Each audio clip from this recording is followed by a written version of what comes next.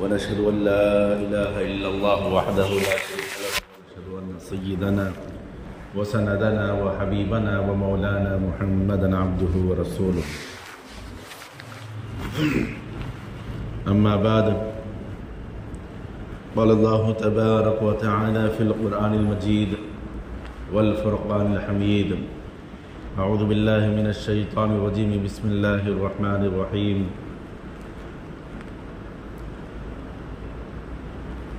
ويل للمطففين. وقال في موضع آخر: اهدنا الصراط المستقيم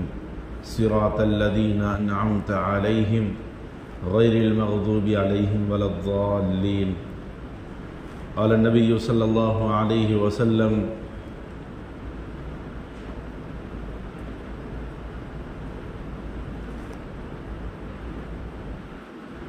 الكيس من دان نفسه وعمل لما بعد الموت.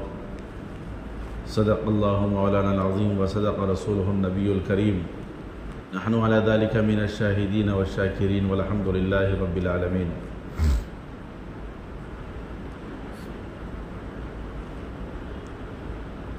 اللہ تبارک و تعالیٰ نے ہماری اور آپ کی اور ساری انسانیت کی کامیابی دو چیزوں میں رکھی ہے.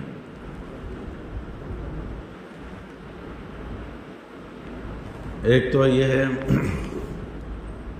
خالق کی عبادت، دوسرا مخلوق کی خدمت. یہ دو کام جب انسان کرتا ہے تو اللہ تبارک و تعالیٰ اس کے اوپر اپنے انعامات اور اپنے دروازے کھول دیتے ہیں.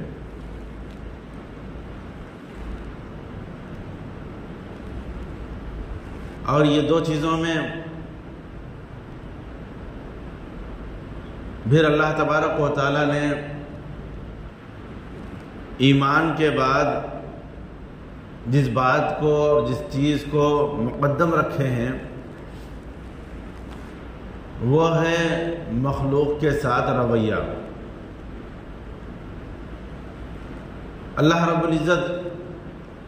بڑے ہی باریک بھی انداز سے فرماتے ہیں: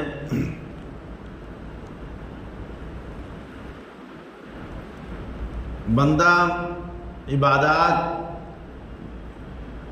میں اپنے آپ کو ہمتاً مصروف رکھے اور تمام عبادات میں اپنے آپ کو ایک سوئی کے ساتھ لگائے، لیکن مخلوق کے ساتھ اس کا رویہ درست نہ ہو تو پھر اللہ رب العزت صاف فرما دیتے ہیں: اگر میرے بس میں عبادات، ریاضات یا میری عبادت کے اندر کمی بیشی ہو تو میں اس کو درگزر کرنے کے لیے، میں معاف کرنے کے لیے ہوں. لیکن بندے کا بندے سے متعلق اگر کوئی مسئلہ ہو جائے تو پھر میں اس میں مداخلت نہیں کروں گا، بلکہ اسی سے معافی تلافی یا اس معاملے کو رفع دفع خود آپس میں کرنا ہوگا. کیونکہ یہ مخلوق کے ساتھ ہمارا جیسا رویہ رہے گا، ہمارے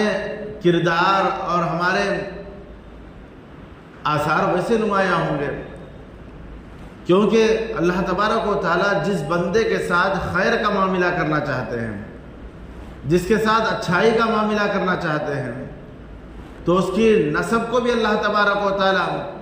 اس کے اصول و فرع کو اللہ تبارک و تعالیٰ نیک، پاک اور پابند بنا دیتے ہیں. لیکن جس کے ساتھ اللہ تبارک و تعالیٰ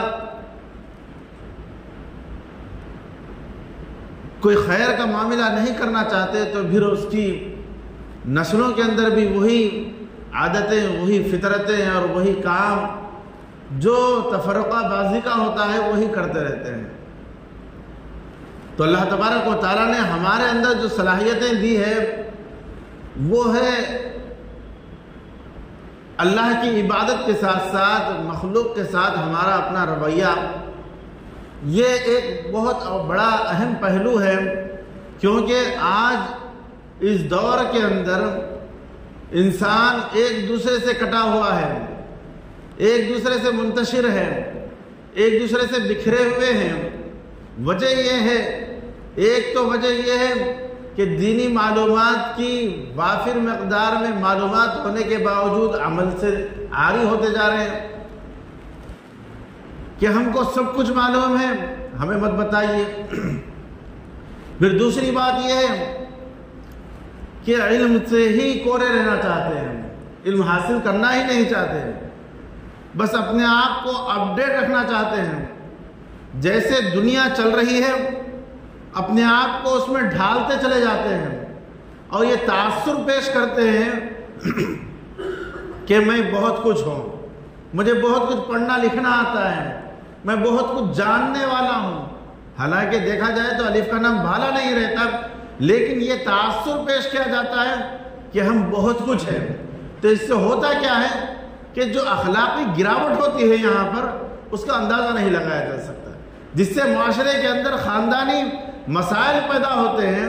آپسی اختلافات پیدا ہوتے ہیں اور ایک دوسرے میں انتشار پیدا ہوتا ہے اور کئی ایک مسائل سے دوچار ہوتے ہیں. یہ چیز اللہ تبارک و تعالیٰ نے نبی رحمت صلی اللہ علیہ وسلم کے ذریعے سے ان تمام چیزوں کو رفع فرمایا، دور فرمایا. اور اس کی تعلیم اللہ تبارک و تعالیٰ نے یہی نہیں بلکہ ہمارے اور آپ کے جد امجد حضرت آدم علیہ السلام کو اس کی تعلیم ساتوں زمین و آسمان کے اوپر یعنی عرش کے اوپر دی. وہ کیسے؟ جب اللہ تبارک و تعالیٰ نے علم کا اور معلومات کا جب خزانہ دینا چاہ رہے تھے تو اللہ تبارک و تعالیٰ نے حضرت آدم علیہ السلام کو دیے اور وہاں پر دوسری اور جو مخلوق تھی ان کو کہا کہ ان چیزوں کے بارے میں آپ بتائیے. جب وہ لا علمی کا اظہار کیے تو حضرت آدم علیہ السلام کو حکم ہوا کہ آپ اس کے بارے میں بتائیں. تو حضرت آدم علیہ السلام نے ان تمام چیزوں کے علوم اور تمام چیزوں کے نام اور جو مسائل تھے دنیاوی ساز و سامان کے اعتبار سے ہو یا دنیاوی زندگی کے اعتبار سے جتنے علوم ہونے تھے وہ تمام کے تمام علوم کا وہاں پر وافر مقدار میں حصہ تھا، جس کو حضرت آدم علیہ السلام وہ سب بتا دیے. جس پر اللہ تبارک و تعالیٰ نے ان مخلوق کو جو آدم علیہ السلام کے علاوہ تھی ان مخلوق کو اللہ تعالیٰ نے سجدہ کرنے کا حکم فرمایا. یعنی علم کی عظمت وہاں بتانی مقصود تھی، جس کو اللہ تبارک و تعالیٰ نے وہاں پر بتایا کہ علم وہ چیز ہے جو برسا برس سے سکھانے والے اور برسا برس سے جو انبیاء جو جنت کے اندر ملائکہ کے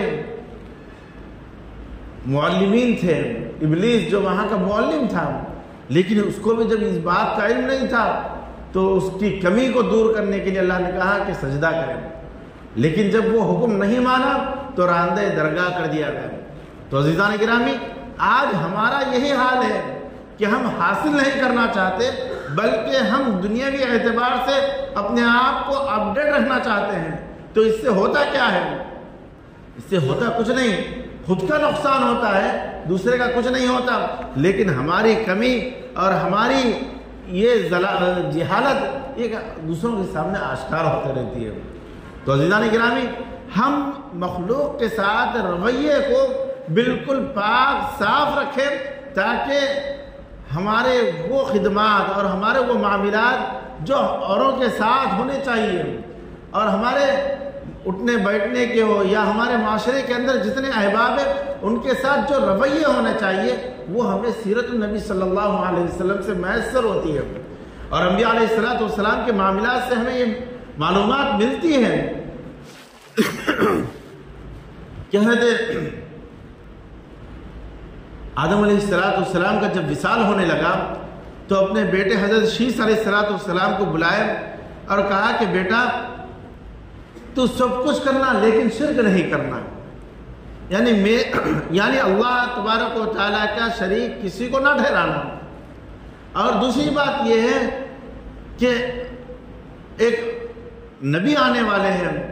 حضرت محمد مصطفیٰ صلی اللہ علیہ وسلم، ان کے بارے میں پیشن گوئی دیے۔ تو حضرت شیس علیہ السلام نے کہا اے ابا حضور یہ کون ہے؟ کہا کہ یہ وہ ہے جن کی وجہ سے دنیا کو بنایا گیا، سنوارا گیا، سجایا گیا، اور ہمارے اور آپ کی تخلیق بھی انہی کی وجہ سے ہے، اور یہ ہماری نسل میں سے آنے والے ہیں۔ یہ حضرت محمد مصطفیٰ صلی اللہ علیہ وسلم ہوں گے اور آخری نبی ہوں گے۔ ایک تو یہ ہے کہ تائید ملی، پھر دوسری یہ ہے کہ یہاں حضرت آدم علیہ السلام اپنے فرزند کو کئی ایک نصیحتوں میں سے ایک نصیحت یہ بھی فرما رہے ہیں کہ اپنی قوم کی وہ رہبری کرنا جس سے اللہ تبارک و تعالیٰ راضی ہوتا ہو۔ تو یہاں رضائے خداوندی کو دیکھا جا رہا ہے۔ اسی طریقے سے قوم کی خدمت سے متعلق جتنے معاملات ہمارے رویوں کے اعتبار سے ہونے چاہیے وہ صاف اور شفاف ہونا چاہیے، اس کے اندر کسی چیز کی کمی بیشی نہیں ہونا چاہیے، اس کے اندر کسی طرف جھکاؤ یا کسی طرف بڑھاؤ نہیں ہونا چاہیے، کیونکہ یہی اہم پہلو ہے، کیونکہ اعتدال یہ ہماری صفت ہے، اور اللہ کے نبی صلی اللہ علیہ وسلم نے جو شریعت ہم کو دے کر گئے اس کے اندر بھی اعتدال ہے۔ تو اللہ کے نبی صلی اللہ علیہ وسلم نے صحابہ کرام رضی اللہ تعالیٰ علیہ مجمعین کے اس جمع غفیر سے یہی ہم کو تعلیم دی کہ معاشرے کے اندر اپنے دوست احباب کے ساتھ اور اپنے رشتہ داروں کے ساتھ، اپنے ملاقاتیوں کے ساتھ کس انداز سے رہنا چاہیے اور کیسے ہمارے اخلاق اور رویے پیش ہونا چاہیے، ان کے حقوق ہمارے اوپر کیا عائد ہوتے ہیں، ان چیزوں کو مفصل یہ بیان کیا گیا ہے، اور ایک ایک فرد کے حساب سے بھی ہم کو تفاسیر سیرت النبی میں ہم کو یہ سب چیزیں ملتی ہیں۔ اگر ہم ان چیزوں کا مطالعہ کریں اور ان چیزوں کو غور سے پڑھیں تو ہم کو ہر پہلو، ہر شعبے کے اندر جو ہمارے ساتھ رہنے والے جتنے ہمارے بھائی برادر ہوتے ہیں یا ہمارے والدین ہوتے ہیں یا ہم کو جن سے واسطہ پڑتا ہے، دوست احباب ہو یا میاں بیوی کا معاملہ ہو یا رشتہ داری ملاقاتیں ہوں، یہ تمام کے تمام کے حقوق اور ان کی رواداری کے متعلق سے اللہ کے نبی صلی اللہ علیہ وسلم کی سیرت مبارکہ میں ہر پہلو ملتا ہے، اور ان کے ساتھ اگر ہم وہ رویے کے ساتھ ہم رہیں گے تو اللہ تبارک و تعالیٰ بھی خوش ہوگا، اور ہم جو برائے نام خوش کرنے کی جو فکریں کرتے ہیں، اللہ کو ناراض کر کر نبی رحمت صلی اللہ علیہ وسلم کی زندگی سے ہم منہ پھیرتے ہیں اور اللہ کے نبی کو ناراض کرتے ہوئے ہم اوروں کو خوش کرنا چاہتے ہیں، تو عزیزان گرامی نہ لوگ خوش ہوتے ہیں، نہ اللہ خوش ہوتا ہے، نہ نبی خوش ہوتا ہے اس کے اندر، تو ہماری زندگی بالکل بیکار ہو جاتی ہے۔ اللہ کو خوش کرنا ہے اور اللہ کے رسول کو خوش کرنا ہے، اور قیامت کے دن ہمیں جام کوثر سے پانی پینا ہے، تو عزیزان گرامی ہمیں یا معاشرے کے اندر جتنے متعلقین سے ہمارا واسطہ پڑتا ہے ان کے ساتھ وہ رویہ اختیار کرنا ہوگا جو نبی رحمت صلی اللہ علیہ وسلم بتا کر گئے ہیں۔ اس سے کیا ہوگا؟ وقتی طور پر تو ہم کو یہ دکھے گا کہ یہ ہمارا مخالف ہوتا ہے، یہ مخالف ہو رہا ہے، یہ کھری بات ہم کو سنا رہا ہے، یہ اس انداز سے ہم کو بول رہا ہے، لیکن کل کے دن یہ ہم کو سمجھ میں آئے گا کہ سب ہم سے متفق ہوں گے، ہونا تو ہو ایسا شخص ہو جو یہ اس انداز سے ہمارے ساتھ ہمارے معاملات رکھتا ہے۔ تو اس سے ہوتا کیا ہے کہ سب متفق ہوتے ہیں، سب ہم سے خوش رہتے ہیں، سب ہماری تعریف کرتے ہیں، لیکن وہی بندہ اگر جب یہ اس کی وجہ سے اللہ بھی راضی ہوتے ہیں اور اللہ بھی اس بندے سے خوش ہوتے ہیں اور شریعت کو بھی فالو کرنے والا بنتا ہے بندہ، تو یہ چیز ہونا چاہیے، اور اسی سے ہی ہماری دنیا بھی خوشحال زندگی گزرے گی دنیا کے اندر، اور آخرت جو لامحدود زندگی ہے اس کے اندر بھی اللہ تبارک و تعالیٰ ہم سے راضی اور خوش ہوں گے، اور ہماری جو آگے کی زندگی ہے اس کے اندر بھی اللہ تبارک و تعالیٰ ہم سب کو جنت الفردوس میں اعلیٰ مقام نصیب فرمائیں گے۔ تو یہ تعلیمات ہم کو حاصل کرنا ہے، اور یہ تعلیمات ہم کو ملتی ہے سیرت النبی سے، اللہ کے نبی صلی اللہ علیہ وسلم کی تعلیمات سے ہم کو یہ اسباق ملتے ہیں، ان اسباق کو حاصل کرنا ہوگا، ان کے منشا اور اس کے مطابق اپنے آپ کو چلانا ہوگا، کیونکہ اسی کے اندر ہماری نہیں بلکہ ساری انسانیت کی کامیابی ہے۔ آج ہم کو مخلوق کی خدمت کرنے کا ایک بہترین موقع ہے۔ آج حکومت کی جانب سے ایک اسکیمات کا نام لیا جا رہا ہے اور اس کا پرچار کیا جا رہا ہے، اس سے فائدہ اٹھانے کے لیے ہر شخص کو چاہیے کہ جتنا ہو سکے اپنے ان دوست احباب کو واقف کرائے پہلے تو۔ دوسری بات یہ ہے کہ جو لائنیں لگ رہی ہے آج دیکھا جا رہا ہے کہ بے شمار لوگ فلاں پرچے بنا رہے ہیں یا فارم بنا رہے ہیں، یہ کر رہے ہیں، وہ سب کرنے کی ضرورت نہیں ہے، بلکہ وہاں پر ہم کو آفیسر مل رہے ہیں، ان سے گائیڈ لائن لیں، یا جس کو معلوم ہے، جس کو پڑھنا لکھنا آتا ہے، جس کو فارم بھرنا آتا ہے، تو وہ یہ کام کرے کہ جو لوگ پریشان پھر رہے ہیں ان کو ایک طرف بلائیں، یا وہاں پر جو علاقے میں کاؤنٹر لگا ہوا ہے اس کے ایک سائڈ اپنا کاؤنٹر لگائیں، اور جو آ رہے ہیں ان کو فارم بھرنے کے لیے تمام کیا ضرورت کی چیزیں ہیں ان کو فارم بھرنے کی ترغیب دیں اور اس کو فارم بھر کر ان کو دینے کی کوشش کریں۔ یہ خدمت خلق کا ایک کام ہے آج، کیونکہ آج بے شمار لوگ پریشان ہیں، کسی کو پڑھنا نہیں آتا تو کسی کو لکھنا نہیں آتا، تو ایسے موقع پر جن کو پڑھنا لکھنا آتا ہے تو وہ احباب اس بات کا عزم کریں کہ 2-4 دن جو اور بچے ہیں اس کے اندر ہم 1 دن یا 2 دن یا 1 گھنٹہ 2 گھنٹہ ہم جتنا وقت دے سکتے ہیں ان جو پریشان ہو رہے ہیں لوگ ان تک پہنچے، یا ان کو اپنے پاس بلائیں یا ان کے پاس ہم جائیں، پھر ان کا کام کر دیں، تو پھر دیکھیں ان کی دل سے جو دعائیں نکلیں گی تو پھر ہمارے مسائل کئی حل ہوں گے۔ یہ بھی خدمت خلق کا ایک کام ہے، اس کو بھی ہم اپنا کام سمجھیں۔ ایسا نہیں کہ لوگ پھر رہے ہیں ہم اپنے کو آتا ہے ہم اپنا کام کر لیا اور خاموش بیٹھ گئے، ایسا نہ ہونا چاہیے، بلکہ ہم یہ موقع ہے، کیونکہ اللہ تبارک و تعالیٰ نے نبی رحمت صلی اللہ علیہ وسلم کے ذریعے سے یہ تعلیمات دی ہے۔ اللہ کے نبی صلی اللہ علیہ وسلم بازار سے جا رہے ہیں تو ایک بڑھیا وہاں پر بیٹھی ہے اور گٹھری لے کر بیٹھی ہے، تو اللہ کے نبی صلی اللہ علیہ وسلم نے کہا ماں جی کہاں جا رہے ہو؟ کہا کہ مجھے علاقہ چھوڑنا ہے، علاقہ چھوڑ کر دوسرے علاقے میں جانا ہے، میں مزدور کی تلاش میں ہوں۔ اللہ کے نبی صلی اللہ علیہ وسلم نے کہا کہ میں مزدور ہوں نا، مجھے دے دو، تو کہا کہ لو یہ گٹری، تو اللہ کے نبی صلی اللہ علیہ وسلم وہ اس گٹری کو اٹھائے اور لے کر جا رہے ہیں، اور وہ بڑھیا سنا رہی ہے کہ ایک یہاں پر ایک محمد نام کا شخص آیا ہے، اے بندے تو بھلا لگ رہا ہے، اچھا لگ رہا ہے، کبھی تو اس محمد کے سے کبھی ملنا نہیں، کبھی اس سے یہ کرنا نہیں، کیونکہ وہ ہمارے معبودان باطل کا جھٹلا رہا ہے اور ان کا انکار کر رہا ہے، ایک معبود کی عبادت کرنے کا حکم کر رہا ہے، اور وہ ایسا ہے اور وہ جادوگر ہے، فلاں ہے فلاں ہے، حالانکہ اللہ کے نبی صلی اللہ علیہ وسلم اس کا سامان لے کر جا رہے ہیں۔ تو اللہ کے نبی صلی اللہ علیہ وسلم خاموش سنتے گئے، جب اس کا مقام آ گیا تو وہاں پر اس کی گٹری رکھی، اور اس کے بعد وہ بڑھیا نے کچھ پیسے نکال کر دینے لگی، تو اللہ کے نبی صلی اللہ علیہ وسلم نے کہا کہ ماں جی یہی میرے لیے کافی ہے کہ آپ مجھے دعا دیجیے، مجھے پیسوں کی ضرورت نہیں ہے۔ تو اس نے کہا کہ بیٹا تیرا نام تو بتاتے جا، تو کہا کہ جس محمد کا نام آپ جب سے لے رہے تھے وہی محمد میرا نام ہے، میں ہی ہوں وہ محمد۔ تو اس بڑھیا نے کہا کہ یہ ہوتا ہے نبی، یہ ہوتا ہے رسول، لہذا اے محمد پہلے تم مجھے کلمہ پڑھائیے۔ یہ ہوتے ہیں ہمارے اخلاق، یہ ہوتے ہیں معاشرے کے ساتھ رہنے کا اور سماج کے ساتھ رہنے اٹھنے بیٹھنے کا طریقہ جو اللہ کے نبی صلی اللہ علیہ وسلم ہمیں سکھا کر گئے ہیں۔ تو آج بھی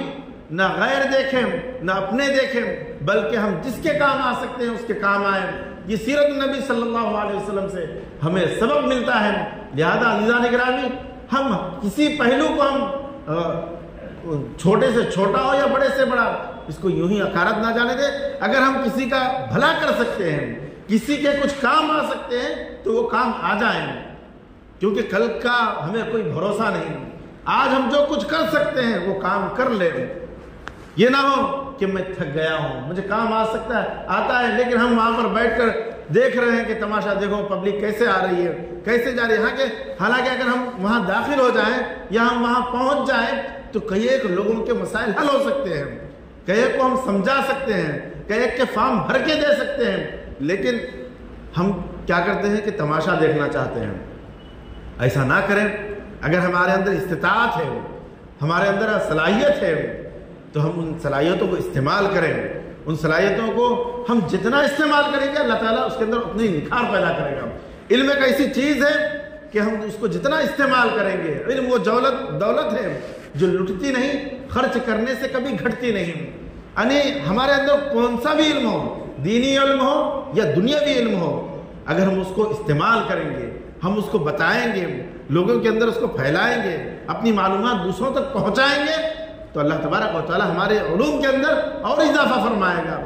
تو یہ ہمیں سمجھنے کی ضرورت ہے۔ آج ہم معاشرے کے اندر پائے جانے والے ان مسائل کو حل کرنے کی ضرورت ہے، اور یہ جو ہمارے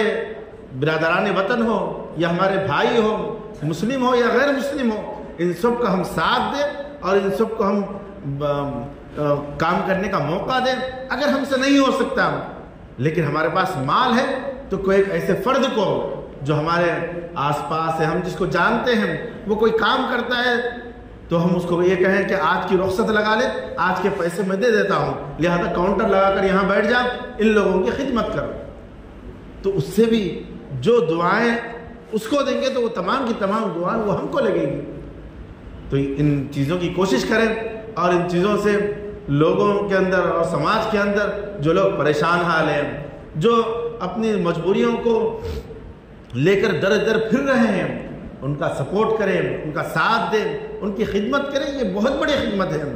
یہ اللہ کے نبی صلی اللہ علیہ وسلم کی سیرت النبی سے ہمیں یہ واقعات بھی ملتے ہیں، اور ہمارا دینی اخلاقی فریضہ ہے، جس کے اخلاق جتنے معیاری ہوں گے تو سمجھا جائے گا کہ اس کا خاندان اتنا ہی اچھا ہے۔ تو لہذا اپنے خاندان کو نام روشن کرنے کے لیے اپنے اخلاق کو بنائیں، اپنے کردار کو بنائیں، اور اپنا ثبوت دیں کہ ہم بہترین انسان ہیں، اور ہم وہ انسان ہیں جو ہم اللہ کے نبی کو ماننے والے ہیں، ہم وہ انسان ہیں جو نبی آخر الزمان صلی اللہ علیہ وسلم کی تعلیمات کو اپنانے والے ہیں۔ یہ پیغام ہم معاشرے کے اندر دیں، یہ پیغام ہم اپنی دنیا کے اندر بتائیں کہ ہم وہ ہیں جس کے ذریعے سے ہمارے نبی نے ہم کو تعلیمات دی ہے۔ تو پھر دیکھیں لوگ بھی ہم سے متاثر ہوں گے، اور ہمارے اخلاق سے بھی متاثر ہوں گے، اور ہمارے اسلام دین سے متاثر ہو کر آج دیکھیں کہ دوسرے ممالک میں لوگ پے در پے اسلام کے اندر داخل ہو رہے ہیں۔ کیوں داخل ہو رہے ہیں؟ وہ دو چیزوں کی وجہ سے۔ ایک تو یہ ہے کہ وہاں رہنے والے مسلم لوگوں کے کردار اور ان کے اخلاق، اور دوسرے تعلیمات نبوی کو پہچان کر وہ لوگ اسلام میں داخل ہو رہے ہیں۔ آج ہم سے لوگ دور ہو رہے ہیں، وجہ یہ ہے کہ نہ ہمارے اندر وہ اسلامی اخلاق ہے، نہ ہی کردار ہے، اور نہ ہی تعلیمات کے اوپر ہمارا عمل ہے۔ اگر ہم تعلیمات نبوی کو اپنائیں گے اور اخلاق کو بنائیں گے تو عزیزان گرامی لوگ ہمارے قریب ہوں گے، کیونکہ اس کے اندر بہترین خوشبو ہے، جس خوشبو کی طرف تمام کے تمام لوگ لپکیں گے، جڑیں گے اور متفق ہوں گے، کیونکہ یہ اللہ کے نبی صلی اللہ علیہ وسلم کی ایک ایسی ذات ہے کہ حضور شمع سے یہ ناکام پروانے نہیں جاتے کہ جب تک جان نہیں جاتی وہ دیوانے نہیں جاتے۔ اگر نبی رحمت صلی اللہ علیہ وسلم کی شمع کو اپنے اندر جگا لیں گے، اپنے اندر سلگا لیں گے، تو عزیزان گرامی لوگ ہمارے پاس امٹ کر آئیں گے، اور جب تک ہم سے اور ہمارے اسلام سے، ہمارے کردار سے متاثر نہیں گے، یہاں سے ہم سے ہٹیں گے نہیں، مگر کی شمع وہ روشن کرنا ہوگا جو اللہ کے نبی صلی اللہ علیہ وسلم جلا کر گئے ہیں۔ اللہ تبارک و تعالی ہم سب کو عمل کی توفیق عطا فرمائیں، اور قوم کی خوب خدمت کرنے کی توفیق نصیب فرمائیں۔ نبی رحمت صلی اللہ علیہ وسلم کے ایک ایک تعلیمات کے اوپر ہم سب کو عمل کی توفیق نصیب فرمائیں۔ اللہ تبارک و تعالی ہم سب کو ان باتوں پر عمل کی توفیق نصیب فرمائیں۔ جو احباب سنت نہیں پڑھے، سنتیں پڑھنے وما علینا الا البلاغ۔